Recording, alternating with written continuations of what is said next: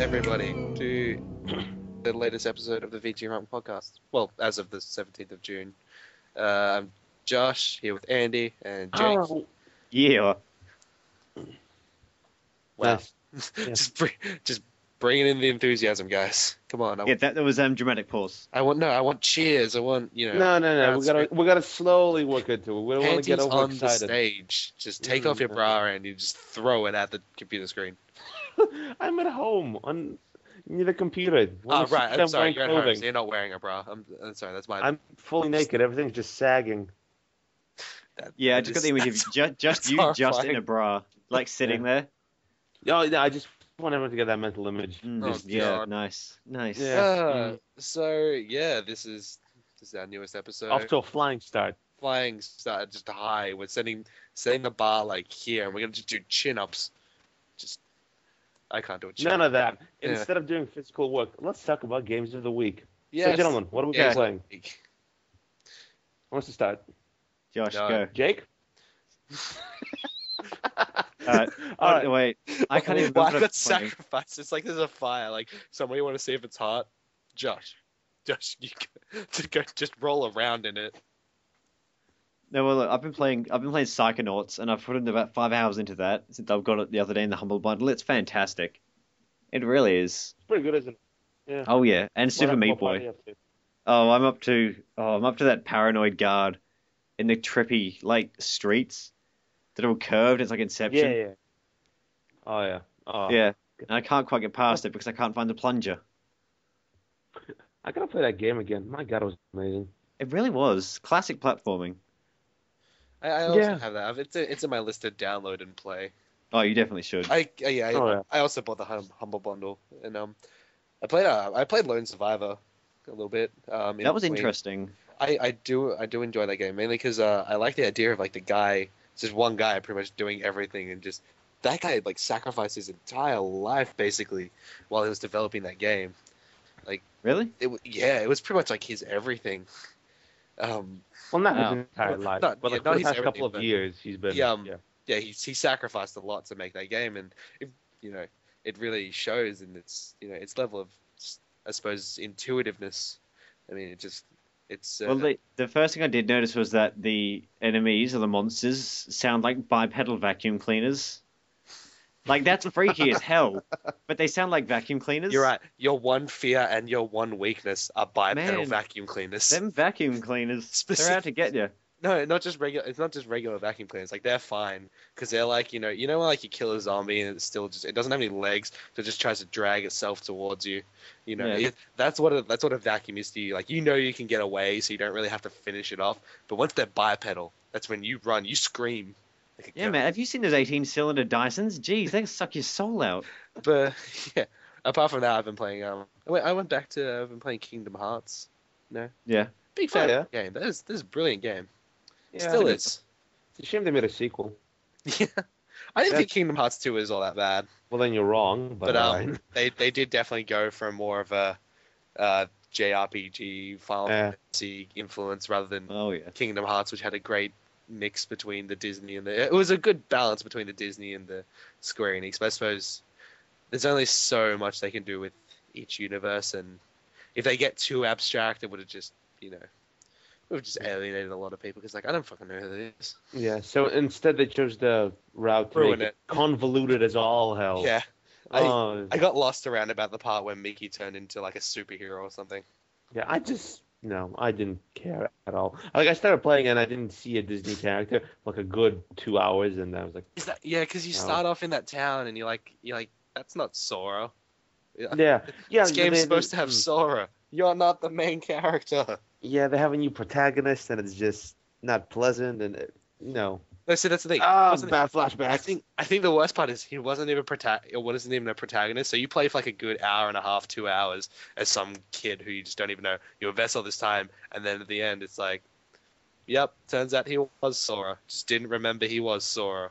Oh no, it Ugh. upsets me that series, how it ended up. Cause, Well, Yeah. Dream Drop Distance was shown off at E3, and it got generally positive things said about it. Generally. yeah, Yeah, generally positive. I mean, a few gripes, but you can't really tell very often with video games until you get your hands on them. Well, I don't know. It's always better to be optimistic. I'd feel at least. I disagree because then you're always disappointed. Yeah, but at least you can still feel things. Nah. You don't need to If you feel things, you become the Heartless. Just like in Kingdom Hearts. Video game references. I hate you. No, you don't. All right. You're up. I have been playing a marvelous game, which I absolutely hate, and it saddens me that I've been playing it all day today. I played Fahrenheit. It's also known as Indigo Prophecy, I think. What is that? It is. Okay, basically, right. You know David Cage, the guy who made Heavy Rain, Yeah. and the guy who's gonna make Beyond Two Souls. This was the game he made before Heavy Rain. Okay. And I figured, all right, Beyond Two Souls is coming out. I should probably look at his other work and give that a go. And plus, I had a demo of one of the levels from this game for the PS2, like when I was 9, 10. And it's cinematic, and it looked like more of a movie than a game, and that was a cool idea when I was 9. Actually, playing this game right now makes me want to punch something. Mainly me for playing this game right now. It's just the most piece of shit thing I've ever played. It makes no sense. Well, it makes sense, but why someone would make it, that makes no sense. Is it like a film thing again? One of those ones? Yeah, you walk around and you can interact with the environment by moving your mouse left and right, but you don't actually. Let me put it this way: there's a convoluted story about a serial killer and possession, and later in the game, turns out this Mayan executions and spirit channelers, and to link all that crap together, the game has quick time events. Random button mashing sequences, which are like rhythm-based games, but with no music, and crappy mini games. It's fucking amazing. Wow. Yeah. Okay. And the dialogue and writing in it is just fucking laughable. Like nothing in it. I'm so angry right now. Let's move on. What do we have? What do we have to start off today? Well, there are quite a few games that have not sold as well as people were hoping. Mainly Max Payne 3 and Future Soldier, the new Ghost Recon. Yeah, Tom Clancy's one. Yes, I'm shocked by that. Mainly Max Payne 3. I don't really give a shit about Ghost Recon. But Max Payne 3 it's a really brilliant game. As far as shooters go, I've had more fun with it than I've had with a lot of third-person shooters in a long time. Whatever I'm trying to say. Well, sometimes games are great, but they're not like widely enjoyed. But that's the thing. It's Max fucking Payne. Max Payne has a massive cult following. Cult following. Things that have cult followings tend not to do so well in money terms. There you go. Yeah, that makes sense. Yeah. Then. Yeah. Plus, Wow, it's a cult following. We all drink the Kool-Aid. How many did it sell then? About 400,000? Yeah, 400,000. Wow. 400,000 units. That's really not much. I mean, Max Payne 3 has only been out for about 3 weeks. It could pick up. No, it's going to. But, I don't know. You could maybe you might be able to put it down to poor release time. A little bit, but I'd say I wouldn't say it's all that because it came out the same day as Diablo 3, right? I think so. Yeah. Yeah, or very close to it. I think it was like the day before or a couple days before. Yeah. Or a couple days after. If it was that great a game, I don't think Diablo would have dented too much into its sales. Yeah, but I mean, there's a lot of people... It's not usually all about the release date. It's all about the hype beforehand and then all the reviews after. See, the release date's one day. It's gotten massively positive reviews so far. No, but I mean, the release date always factors into it. No, it's true. For us, maybe if we want to, we can buy 2 games in a week. Some people can buy 10. Some people can only buy 1 game per month, and they're on a really tight budget. And when you put a game like Diablo, which was hyped to the wazoo, and everyone thought, unlimited replay value compared to Max Payne 3, which is I'll be finished with that in about maybe 10, 12 hours. They're probably going to buy Diablo 3, which is unfortunate because I enjoyed Max Payne 3 more than Diablo 3. Yeah. Yeah, Diablo's not that great. Mm. Whoa, Jake, you'll get a spam. Any traffic is good traffic. Mhm. Yeah, we won't go into that though. Yeah. Yeah. No, I mean with yeah, it's a shame about Max Payne 3, but I think the reason why they released it now is because I mean, what, that game's been in development for like 8 years or something. Yeah, Long time, yeah. Yeah, Long so I enough. can see why they would want to get it out, and yeah. You know what though, as well, it really like that level of development time. It really does show Hmm. the game. I mean, it's probably one of the the most refined games that I've played because it's clear that a lot of thought and effort has gone into making the gameplay mechanics not feel repetitive and like you're just doing the same thing over and over again. Every fight feels different and you. I especially one of my favorite things about it is like I said last week, no regenerating health. Mhm. And the fact that it's 400,000 units, it deserves more than that. Yeah. I think it's also a case of again, it's been almost what 10 years since the last Max Payne, so a lot of people who are playing games now probably don't really remember the other two Yeah. or haven't played them. Oh, that And makes Yeah, sense, I yeah. barely played the other two, but I still enjoyed Max Payne 3. yeah. It's also I think a case of like so people haven't played those games, so they're not buying this game, and then people who have played those games see Max Payne in the third game, fat, bald in South America, and they think, well, this is not the Max Payne I remember, so why bother buying it? So that probably dented it into the sales a bit. Well, I mean, yeah, and they developers. I mean, 400,000 units. It's not much in scale of say compared to Diablo or compared to like really big releases, but it's only 100,000 units away from 500,000.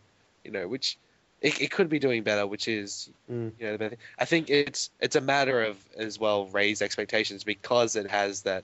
It's a prestigious series. Yeah. Mm. Like everybody knows of Max Payne, or you at least have heard it a couple times before. I Yeah. mean, and EA are doing the same thing with Dead Space 3. Apparently, they are targeting for 5 million sales for Dead Space 3. Mm. That's a Because big ask. that is a big ask. Now, see, the thing is, with both of these instances, it's a case of video games, AAA video games nowadays, are incredibly bloated and cost a lot of money to make. So even if you publish a game that's incredibly successful, if it doesn't meet a really high standard of sales, then it's still going to be a loss in profit. I mean, you can do really well. You can sell 1 million or 2 million copies, and that game could still be considered a flop, just because of the amount of manpower and money that was invested in it. Yeah. Yeah, which is quite a shame, really. I mean, it's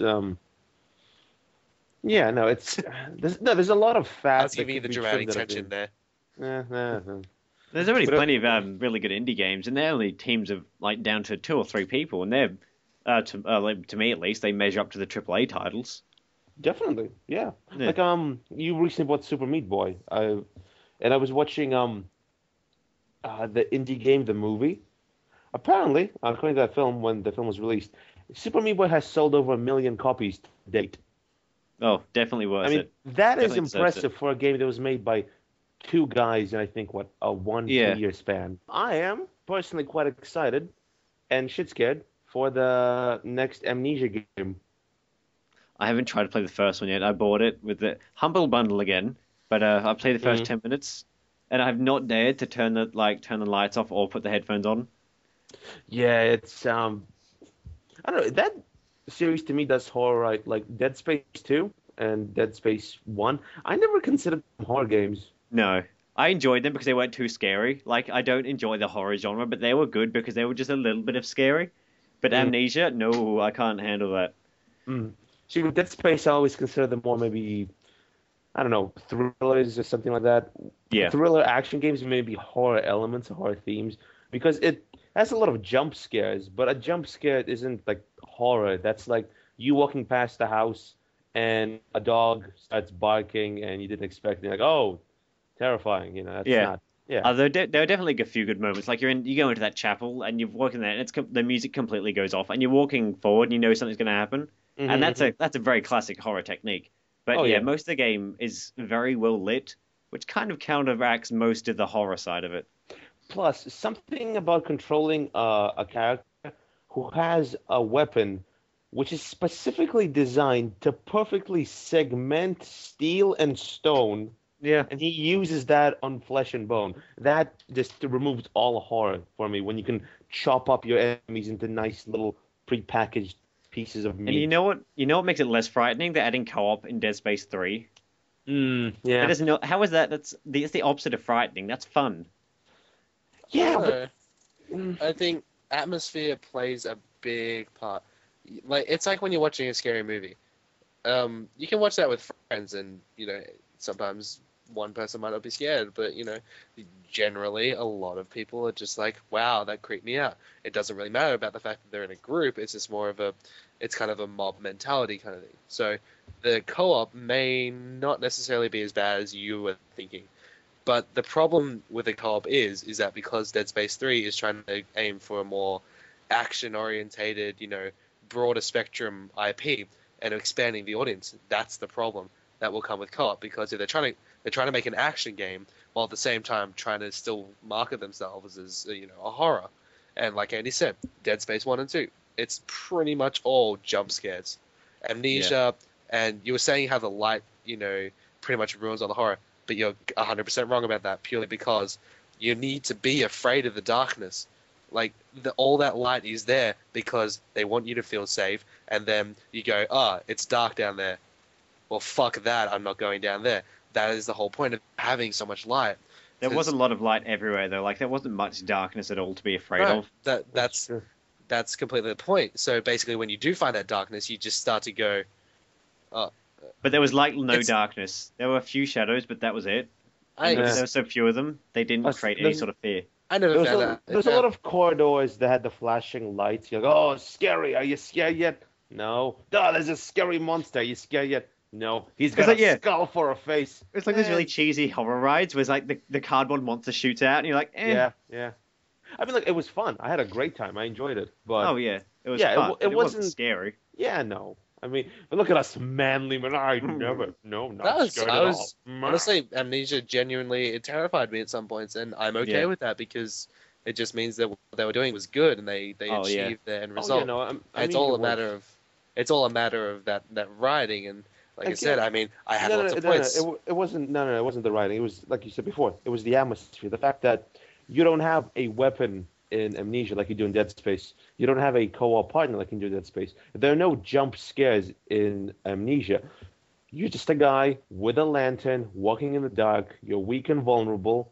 There's darkness all around you, and there's small islands of light. Sometimes, if you're lucky, and you have this thing which you have no idea what it is. There's this, mystery created because what the fuck is this monster walking around in the darkness? And because you don't know what it is, you're terrified of the darkness. With Dead Space, oh, there's going to be a scary necromorphy thingy which I can blast with this ion cannon. Oh look, a body on the ground. It's probably gonna try and jump at me when I walk past it. Yeah. I mean, yeah, I think- the protagonist in Amnesia, he couldn't curve stomp the dead bodies like Isaac in Dead Space could. Yeah, I Yeah. think weak and vulnerable characters are always a great way of trying to instill that form of terror. I mean, I know that's and God forbid me for bringing it up again, but that's what they're trying to do with the new Tomb Raider, and it's kind of they create that weak and vulnerable character, and it's a great sort of way to express atmosphere or to try and make you connect with the character, even though in Amnesia it's not really 100%. It's just kind of like it's pretty much you're this guy and you can't fight this thing that's chasing you, so you better run, bitch, run.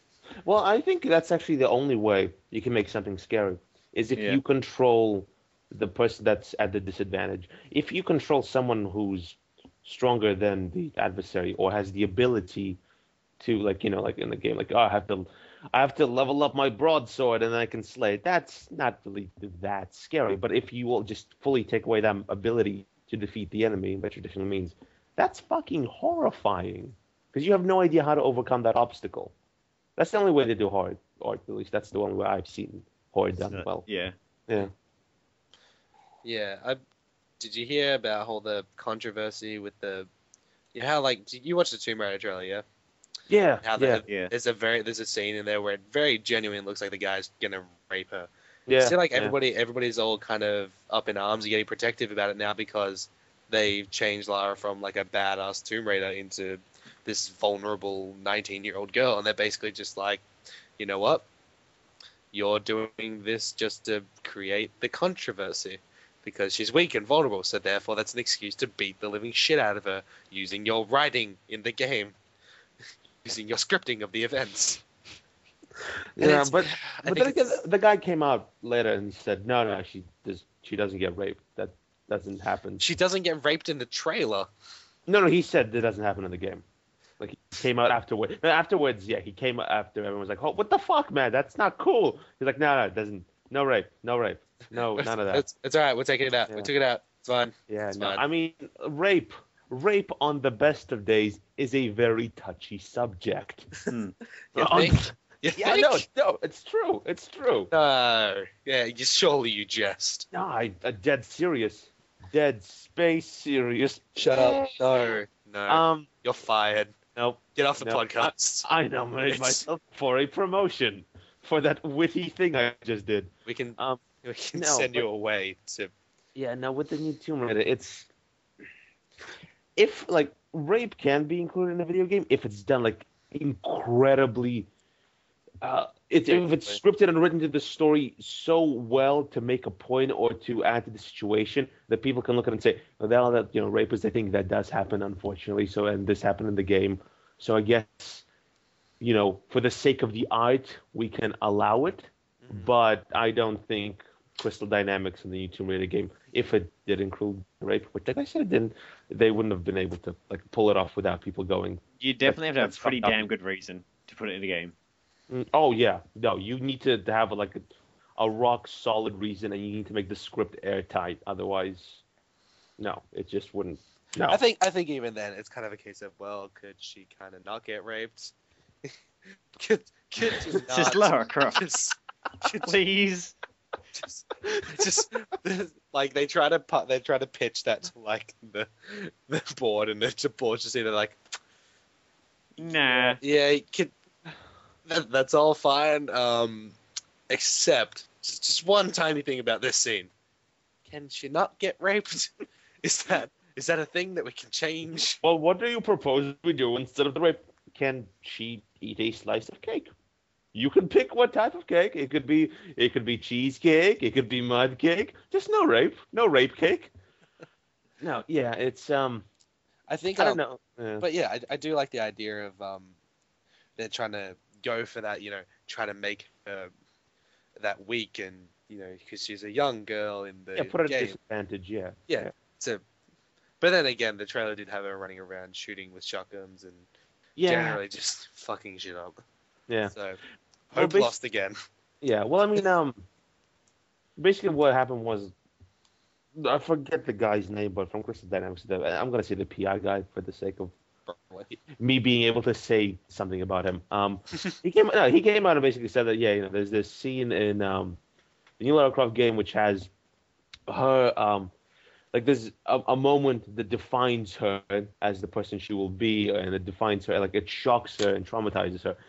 And like I know when I was watching the trailer at E3, I was getting that rapey vibe from it, from that, that whole. Yeah, exactly. Yeah. So It's had a very rapey. yeah, oh vibe. no, yeah. So everyone assumed, and then later he came out and was, I forget where, but he said that there's going to be a rape scene in the game, and then there was like the fuck man, and then he backtracked and said there wasn't. So it's very. Yeah. Yeah, it's very. Oddly enough, it's a very touchy subject. Who would have thunk it, huh? Yeah. Next thing you know, you're gonna think if we say there's no God, that Christians will be after us. Andy, come on, people aren't sensitive at all. No, people, please, people are hard, motherfuckers. But yeah, speaking of more tragic franchises that I love, Left 4 Dead is getting a crossover with Payday. So yeah, what? Apparently, it tells a story of how Left 4 Dead started. Yeah. Allegedly, but didn't. I'm pretty sure Valve came out and then went, "Nah, it's not. We're just letting them use the setting." Yeah, So it's not actually canon to the game. No, No. yeah, it's not. canon, but from what I've gathered, they're taking the No Mercy Hospital map from Left 4 Dead, and they're including that as a level for Payday. Yeah. The objectives involve the four guys from Payday breaking in and taking a blood sample from one of the infected who's in quarantine, and that's how it all starts out. But it's kind of like what they did with Killing Floor and Portal 2. There's a Portal 2 map in Killing Floor. Like, that's not canon. It's just there because, fuck it, why not? We can do this. And, yeah. It really bothered me that I never got into the test chamber. Really? Yeah, you can do it. It just takes forever, and I never got a chance to do it. That's probably not worth it then. Well, you get an achievement. It takes effort. I love It's not worth achievements. Yeah, you are. Because you have to unweld the door, and it unwelds like ridiculously slowly. Which reminds me, we gotta play Killing Floor sometime soon. Yeah, I do enjoy that game. Yeah. Okay. Yeah, we digress. I think it's good. Like, it's a good show from Valve to go. Like, these guys pretty much go, hey, we got this idea. Can we use this stuff? And Valve like, hey, that sounds good. Yeah, go ahead. Once again, Valve, all around nice guys. I always enjoy free content, so this is A+ in my books. Is it free? I'd be very much surprised if it wasn't. I know they have some paid DLC that is coming out or has come out. Like, at most, I would think maybe you need to own copies of both games. I'd be very surprised if it was a paid DLC. I love But I don't know. Not a lot of information has come out yet. To be fair though, it's a good idea, but you have to remember, like, they've come with this idea. What if the people who have Payday have never played Left 4 Dead? Like, it's like a massive, sort of Easter egg thing for Left 4 Dead fans, and they're going out on a limb and assuming that all the people who play Payday love Left 4 Dead. Well, if you need both of the games, I don't know. But even then, like, they're pretty much. It's a lot of people who have been on Steam by now should have Left 4 Dead. I mean, it's been on sale multiple times. Valve is more or less giving it away because I've seen Valve should just give everyone a free copy. Just one free copy. Well, didn't they give everyone a free copy of Portal when Portal 2 came out? Yeah. So. And that's a brilliant game. But even then, it's Valve, like are you listening? It's like a marketing thing as well. Because someone plays Payday and sees this, they'll be like, "Oh, I should play Left 4 Dead if I haven't already." Yeah, pretty much. Yeah. Because it's sort of incentive to play it. More people should play Left 4 Dead together. because I like that game. It is a good game. Everybody should play it. Pretty good, yeah. Pretty good. Right. It's really good. I don't love it, yeah. It's brilliant.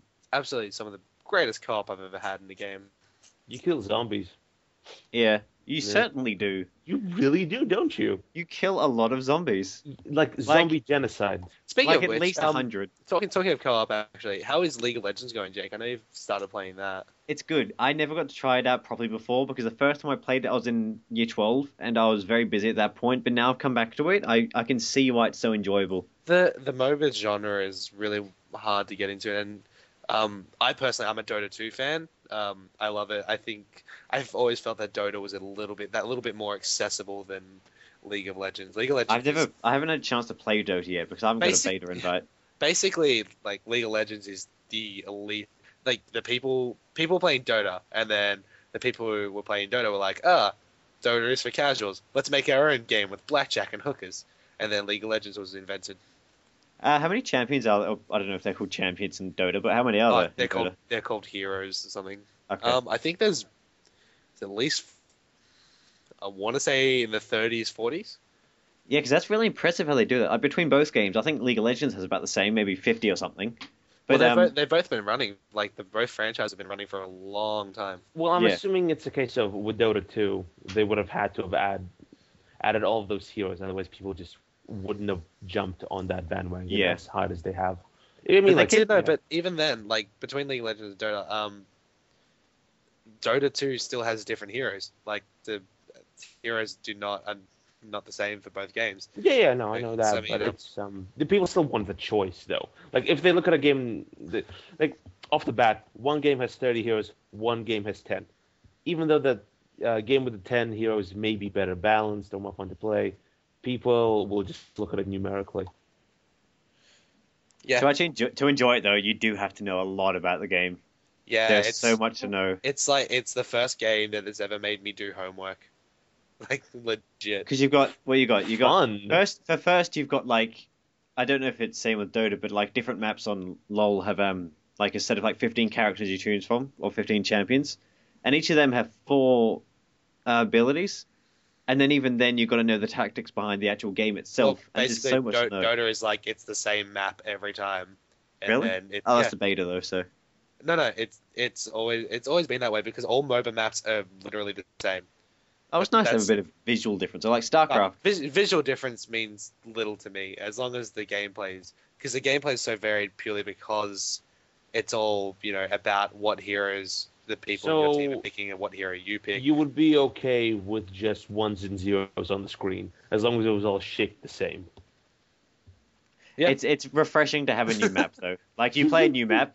If they brought a new map for Dota 2 now, like your eyes would instantly just be like, "Oh, this is delicious." No, Because I think the fact that like that I'm happy to make that visual concession because the gameplay is always different either way. Oh, it's Like, nice to I make don't- extra maps though. I don't need to have a different map. I don't get bored of looking at it because it's like, I've seen that tree before. The fuck, Valve. You guys, yeah, you're right. you guys Well, how are, many you hours guys have aren't you the put in? worst. How many hours have you put into the game? Over the last week, I think I've put in another 3, but I've gotten off my contract at work now, so I've got all that time. Well, I mean, is it a Goodbye, case of, friendos. well, maybe it's the case of give it 12 or 24 more hours, and then you may start getting sick of. In the last week, I've map. played 4 hours of Dota. Yeah. Well, I mean, for me, it's really hard to imagine. Also, 4 hours personally, of Monday oh God, I love that game. That's But really good. for me, it's personally, it would be very hard to continuously play a game that only has like one choice of map. I mean, it's just I need the variety. I get bored very quickly. Yeah, Otherwise. so I can see that for a lot of people, but I think the reason that that Dota attracted me so much was because it's kind of like in the same way I have StarCraft 2 and I have barely played it. I want to play it and get better and all that, but it's just it's kind of too a lot of the time it's too much for me. And I like RTS, but StarCraft 2 particularly, it's a very complex game to get the hang of because you have to know what you're doing. StarCraft is much simpler than Dota and LoL. No, it is not. Way simpler. I'll tell you why.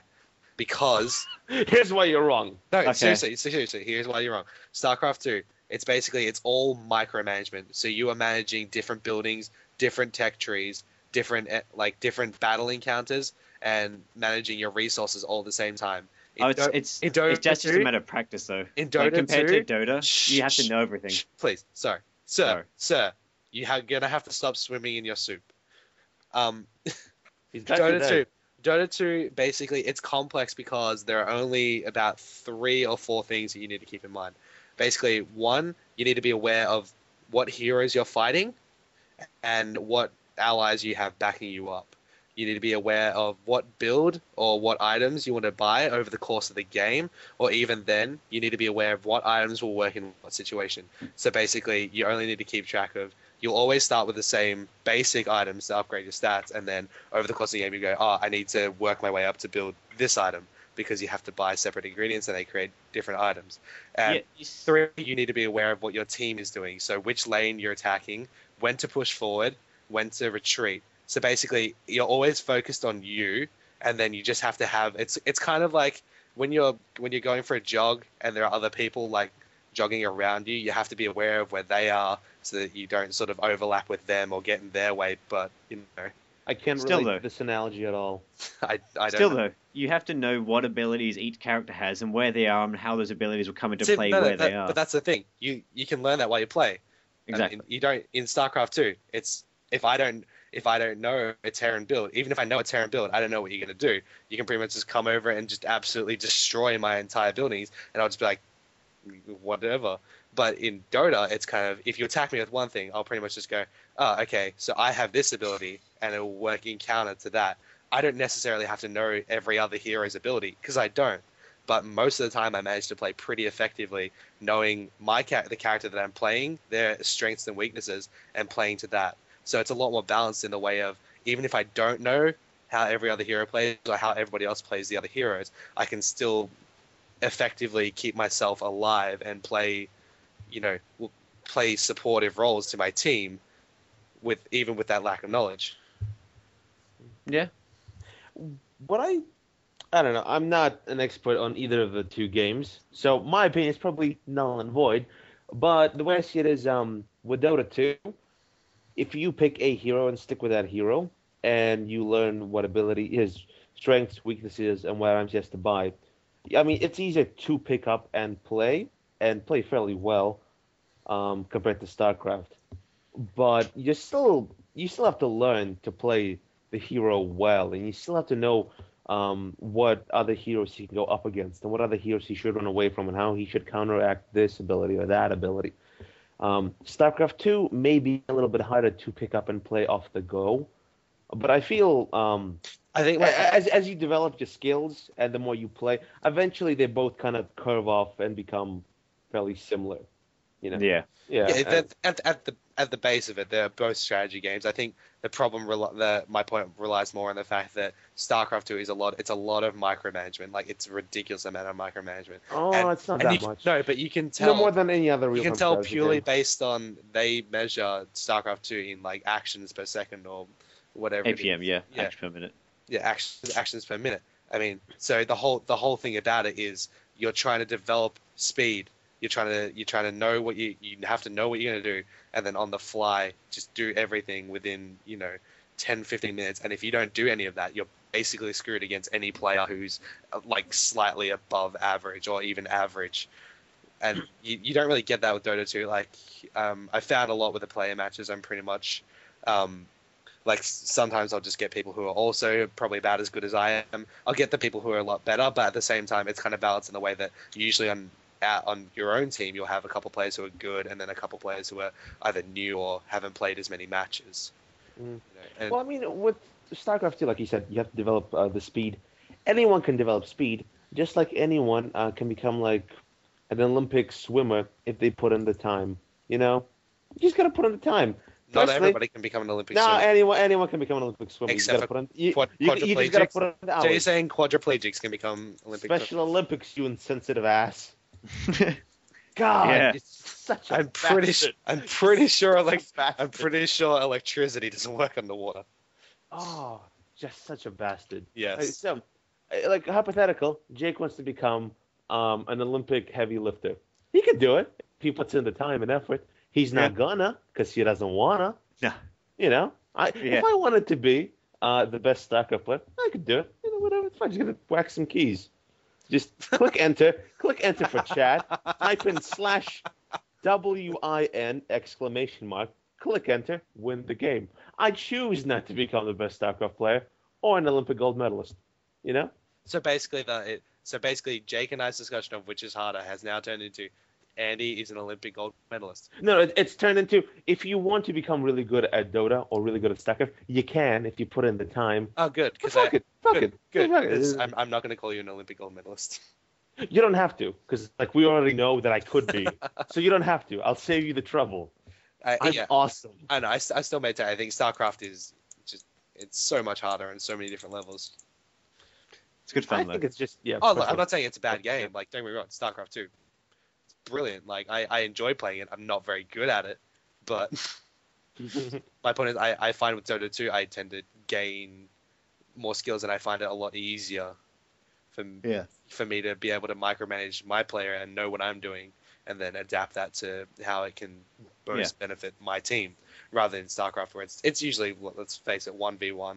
Yeah, a lot of one-on-one. Yeah, so it's kind of a, if I do one thing wrong, I'm pretty much fucked. That's fair enough. Which usually happens, because I'll usually get a few things wrong. That happens to me all the time as well. Not so good at the strategy. No. Jake, can we hug it out through the screen? Yes. Okay. Remember, guys, if are you hugging your screen? Because I'm hugging my screen. I'm hugging my screen around my mic. Yay. Oh, I can feel it. I can feel this hug. What were we talking about? Here's what we're gonna be talking about: Borderlands 2. Borderlands. Yeah. Yeah. I'm semi excited for I'm it. pretty excited. Yeah. I have a pre-order. Oh. Is it the special one? With the big I'm crate? pretty sure, but yeah, I don't know. It says something edition, and I was like, I just want that loot chest edition, and he was like, okay, but then I get the feeling he wasn't really listening to me. So if he fucked up, I'm gonna punch him. You should punch him. You I should. Also, if you get the loot chest, I dibs the bobblehead. Like, I'm taking that. No, it's my loot chest. No, you can keep the loot chest. I just want that bobblehead. No, it's mine. See, you say that. No, it's mine. But when you're No, not it's mine. around, I'll take it. No, it's mine. No, you say that. No, it's mine. All right, no. Please don't It's take. like Please what I don't was saying. take my bobblehead. Like what I was saying before. If I apply myself, I can become like the cat burglar, you know, and I'm willing Jake to was do the that. cat. Isn't Jake the cat burglar? Well, he's quite British, yes. He's British. British people are cat. He'll steal the cat's eye ruby from Buckingham Palace. Wait, they don't steal felines? Yes.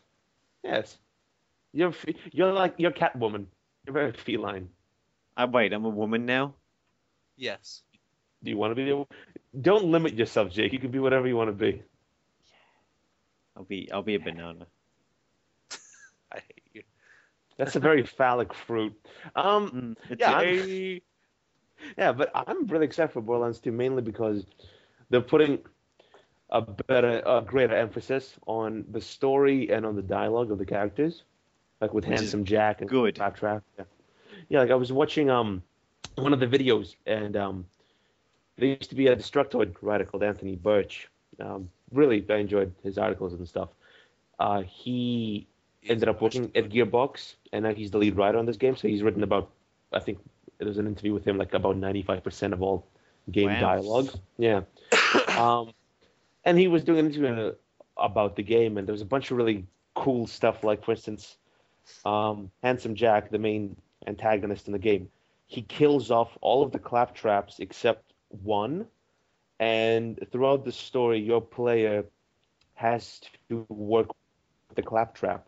But the Claptrap thinks he's the hero of the game, and you're like his sidekick or his crony, and he gives you all these missions, and you have to do them. And I thought that was just brilliant. No, the Claptrap, he is an awesome character. Oh yeah, definitely. Great comic relief. Josh? Have you played the first one? Or? Yeah, I did a long time ago, but apparently I played it wrong because I remember I played it by myself and just kind of went. Yeah. It was I found it very boring and repetitive. That's what I did. You play by yourself, it doesn't work. Apparently, you have to play with friends. Yeah, you do. Yeah, Told. So apparently I ruined it. I got about halfway through it by myself and was like, this is terrible. Who would make a game like this? And then I played it with one of my friends. Not you guys. You guys suck. Another friend. And fucking good fun. Good fun was had by all. Yeah? Yeah. No, it was really enjoyable. I think we'll be playing it, us three, and have some good times. Yeah, right? Friendship. Right? Friendship's always friendship. It's definitely friendship. Well, money. Your money is the only thing that monies. Yeah. I mean, yeah, I don't know. It was when Borderlands 1 came out, I think, Gearbox basically said that they wanted to make Halo mixed with Diablo in a Mad Max setting. And they just did it perfectly. Yeah. Yeah. Oh, that was that loot, man. Oh, that's So much loot. No, yeah, the Diablo system of loot is just so addictive. I hate it. I hate it because I know it's addictive. Yeah. But I can't You know what's stop happening. myself. Yeah, it's terrible. You love loot. Everyone loves loot. It's yeah. It's Especially looters. Or cat burglars. I like playing the loot. Yeah, loot is like 80s pop music. Like, everyone secretly loves it. Like, secretly, they love it. They may not admit it, because personally, I think 80s pop music is just shit. But everyone secretly loves it. No, just I agree, deep yeah. down inside. They secretly love it. I don't. No, you see, wink, wink. I get what you're saying. Nudge, nudge. No wink, I just don't go. like it. Wink. Not a wink, wink. I Got get it. you. You Got don't- it. Yeah, see. Mhm. You've been You get trapped, it. Boom, boom. bitch. Yep. Another upcoming game. Another upcoming game. Amazing Spider-Man. Yay or nay? I didn't play any of them. I'm going yay, but with a question mark at the end of it. Purely because it looks like it could be alright, Mm. But at the same time, I know it will probably never be Spider-Man 2. And it's the same point that you made to me when we were talking about this earlier. It's not going to be as good. Yeah. No, it's I mean, they added up New York as the whole sandbox open world they could explore. But from the trailer they've released, every time you shoot web, it doesn't attach to the environment, so the buildings or a lamppost or the helicopter or whatever. So there's really no point in them making an open world because Spider-Man doesn't actually interact with it. He's still just shooting web up in the air, and it doesn't attach to anything. Being And an allegory for puberty. well, the web is quite white and sticky. Yep. Also a Farrah Fawcett poster. So, there you go. Fantastic. What are you doing? Stop it. No. Yeah, I don't know. I want to be excited for it because Spider-Man 2, in my mind, the best movie adaptation video game ever. And after Arkham Asylum, the best superhero video game. Yeah, That's- it's definitely up there. There aren't very many good superhero video games. It bothers me. Yeah, I don't know. I think it's. I mean, there's some. I enjoyed Marvel Ultimate Alliance, the first one. See, I always meant to play that. Is that any? I enjoyed it. Yeah. I remember I got it as a Christmas present. It's brilliant. Okay.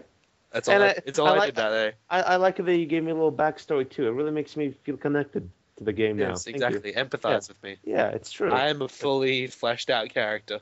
You're very three-dimensional. You're a very good character. Yay. I'd read your books and or play your games or watch your movies. Do you have a series of trading cards? Because I have an aspiring Bollywood career. If that's the same thing. Excellent. Will you also be all of your own backup dancers? Yeah, it'll be like in China the Chocolate Factory how they just got the one midget and then like replicated him using CGI and it was just really creepy. You know that guy wasn't a midget. Yeah, I know. Yeah. Okay. Doesn't he? Isn't it the guy who plays the limo driver in How I Met Your Mother? I don't know. All I know is he wasn't a midget. All I know is I need to look that up right now. Like That's all I have left in my life. it physically upset me that they didn't get just a bunch of midgets to play the Oompa Loompas like they did with the first Willy Wonka film. Oh, the first one was great. It's hard being a midget in Hollywood, I mean, Did you hear about Snow White and the Huntsman and how the midgets were like, you're not a real midget. You're just people who are being shrunk down to regular size. Regular for them. I know Bob Hoskins is one of the dwarves in it, so I'm probably going to see it just because of that. Yay! Bob Hoskins, the guy who played Mario in the live-action Super Mario Bros. Oh god! Oh god! Stop! Yeah! Stop it! I Yeah! had it on VHS, recorded off like BBC One or something. You're hurting me. Stop It's so hurting good. me. I fucking love that film. It wasn't the same guy, by the way, in case you're wondering. What guy? Turns out it's another Indian guy. No, that's fine then. Is that racist? No. Yes. Well, you are a huge racist. Yeah, it's true. And you also hate disabled people. If listeners want to find out where he Lives? insulted disabled people, just rewind the podcast. Yeah. just rewind. Just rewind back 20 minutes. Yeah, because in my mind, this podcast is on a VHS tape. Oh, that'd be great. That'd really authentic feel Oh, of the what 90s. was it? That'd be brilliant. No. You guys remember tracking? How good was tracking? Yeah. That's a Yeah. Let's try Oh, and yeah. get that feel for the VHS tape. No, too far. It's not clear anymore. Okay, Yeah. go back. Too far again. Ah. And it'd always be quicker to like hold the button down. Yeah. Rewinding. Oh. So you have to sit there holding the button down really hard, hoping it goes even faster. Yeah. Oh yeah, no, but StarCraft 2, Heart of the Swarm, 99% done. Is Blizzard actually? Sounds about you right. think? Yeah. Oh, they're Yeah, getting there. StarCraft. What do they do? What am I thinking? The only Blizzard expansions I've experienced are the World of Warcraft ones. But StarCraft seems to be going very different. I mean, they've got a pretty good idea of when it's going to be released. It'll be either late this year or early next year. and it won't get pushed back. Mhm. I doubt it. If it's 99% done, it'll be done soon. Well, I mean, yeah, Jake, That is you're the- definitely closer to 100% than like 30%. Yes, it is. that is true. That's true. Well, I mean, yeah, Jake, you're the in-house StarCraft expert. I am in So- a house. That is Yeah, correct. that's true. Are you I- excited for the expansion? I'm very excited. I think what they're probably doing right now is just balancing because the one of the units, the Tempest, any listeners who actually play StarCraft 2, has a range of 22, which is the longest range unit in the game, and it's like an artillery unit, an airborne artillery unit, so it's fairly dangerous. So I assume that's getting nerfed down a little bit. But there's some really interesting units to come in. Like there's one that it lassos an enemy unit over towards your army. Which is because you get those siege tank lines all lined up, and it's hard to break them. So you pull them over and you're good. How should I be reacting to this information? Because I have no idea. Just nod and say yes. Yes. Yeah. Yes. Yeah. Yes. Yeah. Yeah. Sounds good. Yeah. Yes. Oh, How, interesting. how Interesting. poignant. Yes, quite yeah. indeed. Any Other- StarCraft other listeners words. will they'll understand the excitement there is because it's going to bring a massive change to the esports scene for one thing. Well, fair enough. Yeah. Is All it though? It will. No, it will. Is it though? No. Is there We live in Australia. Australia is like one of the very few countries who has like no esports going down. We're changing that though. Don't worry. Are we changing it though? Change is coming. We're not, but Jake is like single-handedly. Yeah. Yeah. Like by day I'm a gamer, by night I just like put up these giant stadiums with StarCraft 2 written on the side. No, what you do is you StarCraft, you just sneak them into people's houses. Yeah, you like you reverse rob them. Reverse rob them.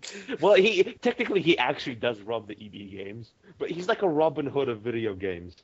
He's got the tights and everything. Oh, he's got those. Oh yeah, like three Yeah. pairs at once. Well, it would be quite cold at night just wearing one pair of tights. Yeah, I know. You got to have the thermals. But it's okay because it's cold, so you get the shrinkage, so your bulge doesn't stick out, so everyone can't laugh at your groin. Oh yeah. You look like a Ken doll. You're the Ken doll of video games. Yeah, I've got nothing for that. Oh God! Stop it! Make it stop. No, keep going. Tech demo for Unreal Engine 4. What do we think? Particles. Yeah. Yeah. Fuck It's, yeah. It's definitely a great looking Okay. new engine. I was like, reading. I'd like to see something that's not a CGI trailer. I was reading an article in Game Informer, and they got into the nitty gritty of it. Now I don't know what I this had means that issue. technically. Oh, really? Yeah. It's a good magazine. It's not But bad. I like it how that issue, when you open it up on the first page, there's a quote from Bruce Lee. The key to immortality is first living a life worth remembering. I like he's that. not wrong. No, Yeah. he's not wrong. I like the fact that a gaming magazine has a quote from Bruce Lee. I used to skip that. That appeals to me. Yeah. It But go on, doesn't- I it's cut you off. irrelevant, yeah. But no, I was reading it, and apparently the Unreal Engine 3 could I think generate up to 200 particles on screen at once, but Unreal Engine 4 can generate up to 1 million. Now that doesn't I don't know what that means at first, but that could mean good things for smoke and fire effects, which are extremely hard to emulate in a virtual world at the moment with the technological restrictions. Like You know there's very what? few. Seems there are No. very few games to emulate fire or smoke well. Mhm. A smaller detail that is. But yeah. You know what annoys me though? With this generation, we've seen a lot of realistic games that do the explosion and do the fire and do the horrible apocalyptic warfare. So now that this is happening with the particles and making everything that they've done now look better, I'm really hoping that game developers try to avoid basically doing what they've been doing. Because I want to see more like Borderlands style art, not necessarily cel shaded, Yeah, but More stylistic stuff rather yeah, than I want more realistic. stylistic stuff. Yeah, I want it to be. I want it to have a stronger art direction than just brown and gray. Well, I think this is what they've started off. They're going like realistic's their go-to thing. It's the industry's still fairly young, Like, I almost see Yeah. it in terms of like how art evolved. Like at first they were all just really realistic paintings, but then there's some crazy dude just went, "Hey, what if we drove running cubes?" And I think that's probably what people are gonna, the bigger developers will probably end up doing. They'll Mm-hmm. start thinking, "Well, this isn't that exciting anymore. How can we switch it up?" And they'll start making these really interesting art styles that you can explore in the game. Well, we already had cubes with Minecraft, Yeah. Yay! so I can't wait till the video games Cubes. mature into the melted clock stage of Salvador Dali. That's what Oh I God, want. Oh, I yeah. never liked his paintings. They freak me out. Do you know they're actually like a postcard size? All of his Really? paintings. Yeah, Wow. yeah. Yeah, they always trip me out. Like there's something about those surreal paintings that just I just can't handle it. It's not logical enough. VG Rob, you come for the video games, but you stay for the highbrow art discussion. Uh, I'm here for the free donuts. The donuts? yeah, I want done. No, they're mine. Well, thanks. Stay away from my donuts. Um, what else is happening in the video game industry world? Uh, are we, by any chance, excited for? No, I got nothing. What are you Nothing. guys excited for? Um, Everything I'm excited for has been pushed to 2013. Sucker! Bioshock Infinite in particular. But that's ages away. Lego Batman 2. Yeah, Okay. like I said in the previous podcast, I've never been a massive fan of the Lego video games. It's a Not because they're bad, because I it's just basically a Justice League game, and that's why I'm excited. uh, So that's all we have for this week. We have Facebook, we have Twitter. Please feel free to like, comment, constructive criticize, make fun of Jake's British accent. Or All love it. just brutally criticize. That's Yeah. fine. I'm just gonna be Okay. destructive, so Tell us we're faggots. I like abuse. yeah, you do. We'll My see you guys next week. Wink.